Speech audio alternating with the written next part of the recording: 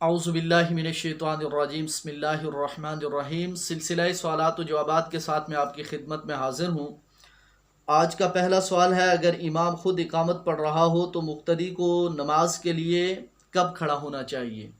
यानी अगर कोई शख्स ख़ुद ही इकामत भी कहे और ख़ुद ही नमाज भी पढ़ाए, यानी एक ही आदमी ने आज़ान भी पढ़ी हो और एक ही आदमी ने इकामत भी कही और एक ही आदमी जो है वो नमाज पढ़ाए, तो उस सूरत में जब वो इमाम इकामत मुकम्मल कह दे, यानी ला इलाहा इल्लल्लाह कह दे, तो उस वक़्त मुक्तदियों को जो है वो खड़ा होना चाहिए। उससे पहले मुक्तदियों को नमाज के लिए खड़ा नहीं होना चाहिए। लेकिन आम हालत में ये मसला है कि अगर कोई शख्स इमाम के अलावा अगर इकामत कर रहा हो तो उस सूरत में मुक्तदियों को जब इमाम हय्या अलस सलाह कहे या हय्या अलल फलाह, हय्या अलल फलाह सख्त कौल ये है कि हय्या अलल फलाह कहे, तो उस वक़्त मुक्तदियों को जो है वो नमाज के लिए खड़ा होना चाहिए। लेकिन अगर इमाम ने खुद ही इकामत कही हो तो जब तक इकामत मुकम्मल ना हो जाए उस वक़्त तक मुक्तदियों को नमाज के लिए खड़ा नहीं होना चाहिए।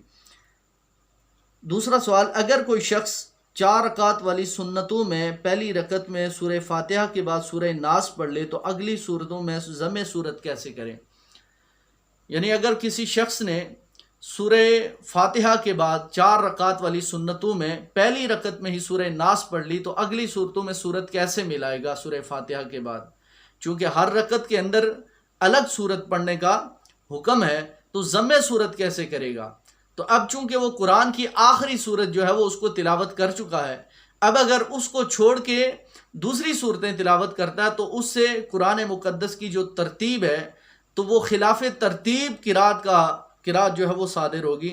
तो इसलिए उसको चाहिए कि अगली 3 रकात के अंदर क्या करे, वो सूरह नास ही पढ़े, ताकि जो है वो जो खिलाफ तरतीब किरात है वो उससे सादिर न हो। इसलिए कि कुरान मुक़द्दस की एक ही सूरत का हर रकत के अंदर तिलावत करना उससे ज़्यादा मकरूह है कौन सा अमल कि यानी खिलाफ तरतीब कुरान मुक़द्दस को क्या किया जाए, पढ़ा जाए। तो इस सूरत में नमाजी को चाहिए कि जो नमाज पढ़ रहा हो उसको चाहिए कि वो हर रकत के अंदर सूरह नास ही तिलावत करे, ताकि खिलाफ तरतीब कुरान जो है वो खिलाफ तरतीब किरात उससे सादिर ना हो।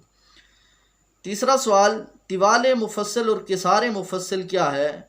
अक्सर आइम्मा से तिवाल मुफस्सल और किसार मुफस्सल के नाम सुनने पड़ते हैं, तो तफसील से बताइए कि तिवाल मुफस्सल और किसार मुफस्सल क्या चीज़। तिवाल मुफस्सल से मुराद 26वें पारे की सूरह हुजुरात से लेकर 30वें पारे की सूरह बुरूज तक की जो सूरतें हैं, यानी इनके बराबर किरात या इन सूरतों को क्या कहा जाता है, तिवाल मुफस्सल कहा जाता है। इनके बराबर किरात को तिवाल मुफस्सल कहा जाता है। और सूरह बुरूज से लेकर सूरह बय्यना तक, यानी 30वें पारे की सूरह बुरूज से लेकर सूरह बय्यना तक की जो सूरतें हैं उन सूरतों को औसात मुफस्सल कहा जाता है। और इसी तरह से सूरह बय्यना से लेकर सूरह नास तक जो है सूरतें हैं उनको किसार मुफस्सल कहा जाता है। और तनवीरुल अब्सार के अंदर और दीगर कुतुब फ़िक़्ह के अंदर ये बात मौजूद है कि अगर कोई शख्स मुकीम है, यानी वो सफ़र की हालत में नहीं है, तो उसको फजर और ज़ुहर की नमाज़ों के अंदर किरात जो है वो तिवाल मुफस्सल करनी चाहिए। यानी सूरह हुजुरात से लेकर सूरह बुरूज तक की जो सूरतें हैं उनमें से कोई सूरत पढ़े या उन सूरतों के बराबर कुरान मुक़द्दस में से किरात करे, इसको तिवाल मुफस्सल कहते हैं। तो सूरह यानी फजर की नमाज के अंदर सूरह हुजुरात से लेकर सूरह बुरूज तक की सूरतें या इनके बराबर क्या करें, किरात करें। और फिर असर और इशा की नमाजों के अंदर औसात मुफस्सल तिलावत करें, यानी सूरह बुरूज से लेकर सूरह बय्यना तक की जो सूरतें हैं वो उन सूरतों में से या उन सूरतों के बराबर कुरान में से किरात करें। और फरमाया कि अगर मगरिब की नमाज हो तो उनमें जो है वो किसार मुफस्सल तिलावत करे, यानी सूरह बय्यना से लेकर सूरह नास या इसके बराबर कुरान में से किरात करे या इन सूरतों में से कोई सूरत क्या करे, नमाज के अंदर तिलावत करे।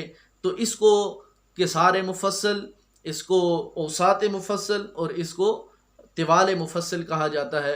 अल्लाह रब्बुल इज़्ज़त की बारगाह में दुआ है अल्लाह अमल की तौफीक अता फरमाए। अगर कोई ख़ता सरजद हुई हो अल्लाह रब्बुल इज़्ज़त उस ख़ता को भी मुआफ़ फरमाए और अल्लाह रब्बुल इज़्ज़त उस ख़ता से रुजू और तौबा की तौफीक अता फरमाए। वमा तौफीक इल्ला बिल्लाह।